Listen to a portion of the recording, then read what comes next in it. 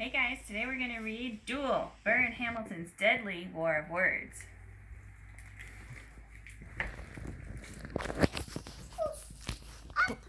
Yeah. It says, in the early morning hours of July 11th, 1804, two men stood facing each other on a New Jersey cliffside.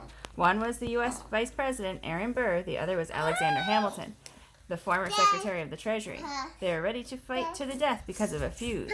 These founding fathers, once friends and colleagues, had become the bitterest of enemies. After years of escalating tension, Burr had finally challenged Hamilton to a duel.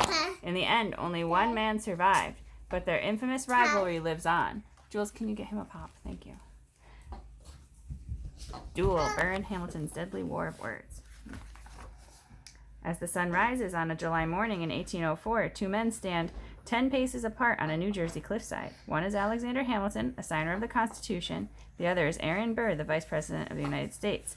They are risking arrest and their lives to fight an illegal pistol duel. The two enemies had much in common, starting with difficult childhoods. Hamilton was born on Nevis, I should look that up, a Caribbean island in 1755. By the time Alexander was 13, his father had left and his mother had died.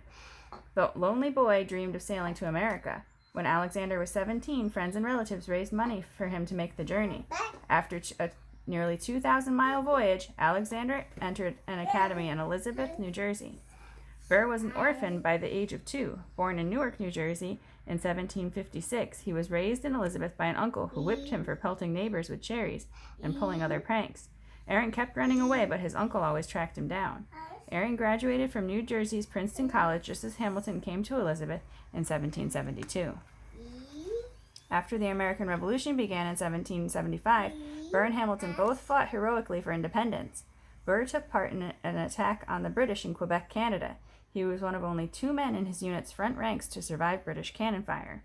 At the Battle of Monmouth in New Jersey, Hamilton was badly injured when his horse was shot, pinning him to the ground. His bravery in combat won him the nickname the Little Lion. During the war, both men served as aides to General George Washington. Because he was foreign-born, Hamilton felt the other leaders saw him as an outsider. He had a chip on his shoulder and quarreled with many people, including Washington. Even so, Washington was very fond of Hamilton and named him his chief aide. Burr was envious that Washington favored Hamilton. Washington thought Burr was a troublemaker and soon dismissed him from his staff. After the war, the tension continued to build between Burr and Hamilton. Outwardly friendly, they battled each other as lawyers in New York City courtrooms. Then their rivalry moved to the halls of government. In 1787, Hamilton helped create the U.S. Constitution. 2 years later, President Washington named him first Secretary of the Treasury. In 1791, Burr won a U.S. Senate seat, defeating Hamilton's father-in-law, Philip Schuyler. Convinced that Burr had run against his wife's father just to spite him, Hamilton was enraged. He wrote letters to lawmakers, calling Burr the worst sort of public figure. Next, Burr ran for president in 1800. He and Thomas Jefferson tied for first place, and the U.S. House of Representatives had to choose the president. Behind the scenes, Hamilton wrote notes calling Burr wicked and saying that Burr loves nothing but himself. Worse yet, claimed Hamilton, Burr would hurt the country if elected president. Partly due to Hamilton's attacks, Burr was defeated. Jefferson was elected president, and Burr had to settle for becoming vice president. When Burr found out about Hamilton's slurs against him, their secret fight became public. Near the end of his vice presidency, Burr ran for governor of New York. 2 of his friends caught Hamilton warning a group of lawmakers in Albany that, if elected, Burr would bring rottenness to New York politics. Soon after, a newspaper article reported that Hamilton had called Burr despicable at an Albany dinner party. The next day, Burr lost the election for governor. He was furious that Hamilton's name-calling had again played a major role in his defeat. Burr could have written a newspaper article blasting Hamilton or asked to meet with him to iron out their differences. Instead, Burr sent Hamilton notes demanding that he apologize for his remarks or fight a duel. Hamilton could have apologized or arranged to meet with Burr to make peace. Instead, he accepted Burr's challenge. The date and place for the duel were set, Wednesday, July 11th, 1804, in Weehawken, New Jersey, across the Hudson River from New York City. Okay, I'm going to do this. Knowing they might not survive the gunfight, Hamilton and Burr said farewell to their loved ones. Hamilton spent the Sunday before the duel with his family. On the eve of the duel, Burr wrote a parting letter to his daughter Theo.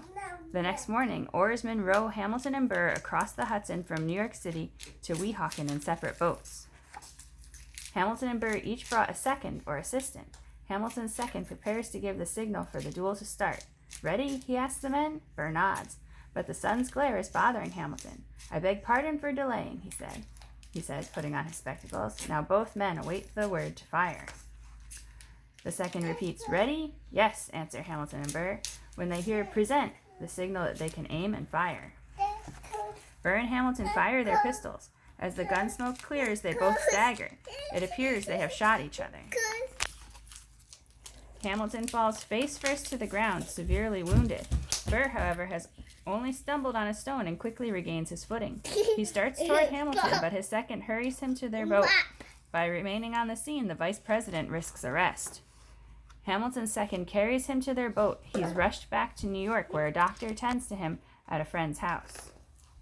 Hamilton calls for his wife and children, but when they arrive, he cannot speak. At 2 o'clock on the afternoon of July 12th, 1804, he takes his last breath. Let's see from the doorway. I think that's a window. Okay. Burr was charged with issuing a challenge for a duel and with murder, but was never brought to trial on either charge. Despite being illegal, dueling was tolerated by many people. Burr was even allowed to complete his term as vice president. However, the public's outrage over Hamilton's death destroyed any future in politics Burr might have had. Then he became involved in schemes to conquer territory within and beyond the United States, which led to him being charged with treason. Although he was found not guilty, his reputation was utterly ruined. Burr died a forgotten man in New York City at the age of 80. On the other hand, Hamilton's reputation soared after his death. Towns, streets, and parks were named for him. His portrait appears on the $10 bills. Today, few people realize that both men were at fault for the most famous duel in American history. And this talks about the end of dueling here. It said that Abraham Lincoln nearly fought a sword duel with attorney James Shields on a Mississippi River island at the Illinois-Missouri border in 1842. Fortunately, they had the sense to make up before anyone was hurt. The Western gunfights, in which two men face off on a dusty street, were a kind of duel in the 1800s. Finally, by 1900, dueling as a way to settle quarrels was for the most part abandoned. There's a bibliography and more reading. It's fascinating. Bye, guys.